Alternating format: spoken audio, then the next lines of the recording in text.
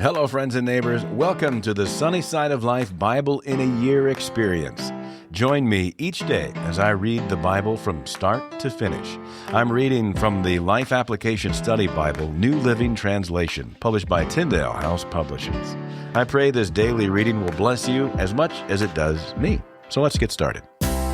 April 24th, 1 Chronicles, chapters 13 through 15. David consulted with all his officials, including the generals and captains of his army. Then he addressed the entire assembly of Israel as follows: If you approve, and if it is the will of the Lord our God, let us send messages to all the Israelites throughout the land, including the priests and Levites in their towns and pasture lands. Let us invite them to come and join us. It is time to bring back the ark of our God, for we neglected it during the reign of Saul. The whole assembly agreed to this, for the people could see it was the right thing to do. So David summoned all Israel, from the Shihor brook of Egypt in the south all the way to the town of Libo-Hamath in the north, to join in the bringing of the ark of God from Kiriath-Jearim. Then David and all Israel went to Baalah of Judah, also called Kiriath-Jearim, to bring back the ark of God, which bears the name of the Lord who is enthroned between the cherubim. They placed the ark of God on a new cart and brought it from Abinadab's house. Uzzah and Ahiah were guiding the cart. David and all Israel were celebrating before God with all their might, singing songs and playing all kinds of musical instruments, lyres, harps, tambourines, cymbals, and trumpets. But when they arrived at the threshing floor of Nacon, the oxen stumbled, and Uzzah reached out his hand to steady the ark. Then the Lord's anger was aroused against Uzzah, and he struck him dead because he had laid his hand on the ark. So Uzzah died there in the presence of God. David was angry because the Lord's anger had burst out against Uzzah. He named that place Perez Uzzah, which means to burst out against Uzzah, as it is still called today. David was now afraid of God, and he asked, "How can I ever bring the ark of God back into my care?" So David did not move the ark into the city of David. Instead, he took it to the house of Obed-Edom of Gath. The ark of God remained there in Obed-Edom's house for 3 months, and the Lord blessed the household of Obed-Edom and everything he owned. Then King Hiram of Tyre sent messengers to David, along with cedar timber and stonemasons and carpenters, to build him a palace. And David realized that the Lord had confirmed him as king over Israel and had greatly blessed his kingdom for the sake of his people Israel. Then David married more wives in Jerusalem, and they had more sons and daughters. These are the names of David's sons, who were born in Jerusalem: Shemua, Shobab, Nathan, Solomon, Ibhar, Elishua, Elpalet, Nogah, Nepheg, Japhia, Elishama, Eliada, and Eliphalet. When the Philistines heard that David had been anointed king over all Israel, they mobilized all their forces to capture him. But David was told they were coming, so he marched out to meet them. The Philistines arrived and made a raid in the valley of Rephaim. So David asked God, "Should I go out to fight the Philistines? Will you hand them over to me?" The Lord replied, "Yes, go ahead. I will hand them over to you."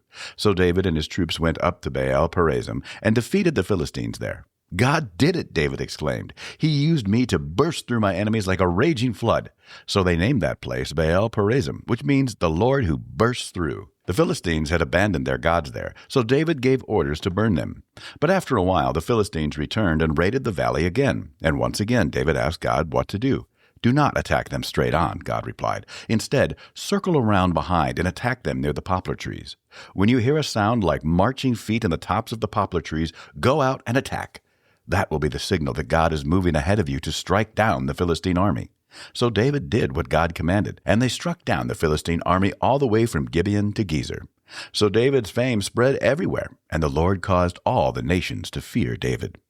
David now built several buildings for himself in the city of David. He also prepared a place for the ark of God and set up a special tent for it.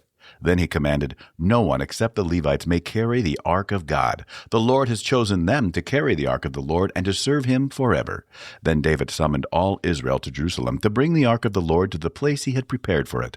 This is the number of the descendants of Aaron, the priests, and the Levites who were called together. From the clan of Kohath, 120, with Uriel as their leader. From the clan of Merari, 220, with Isaiah as their leader. From the clan of Gershon, 130, with Joel as their leader. From the descendants of Elizaphan, 200, with Shemaiah as their leader. From the descendants of Hebron, 80, with Eliel as their leader. From the descendants of Uzziel, 112, with Aminadab as their leader. Then David summoned the priests, Zadok and Abiathar, and these Levite leaders, Uriel, Isaiah, Joel, Shemaiah, Eliel, and Aminadab. he said to them, "You are the leaders of the Levite families. You must purify yourselves and all your fellow Levites, so you can bring the ark of the Lord, the God of Israel, to the place I have prepared for it. Because you Levites did not carry the ark for the first time, the anger of the Lord our God burst out against us. We failed to ask God how to move it properly. So the priests and the Levites purified themselves in order to bring the ark of the Lord, the God of Israel, to Jerusalem.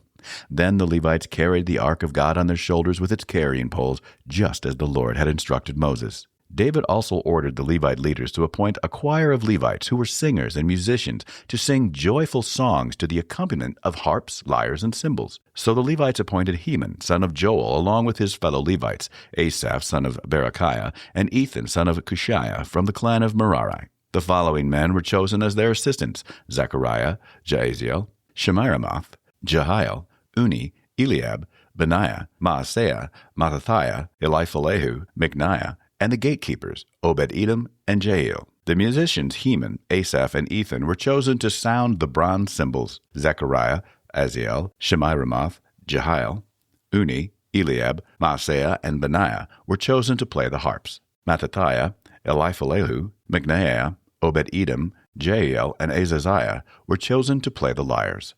Kenaniah, the head Levite, was chosen as the choir leader because of his skill. Berechiah and Elkanah were chosen to guard the ark.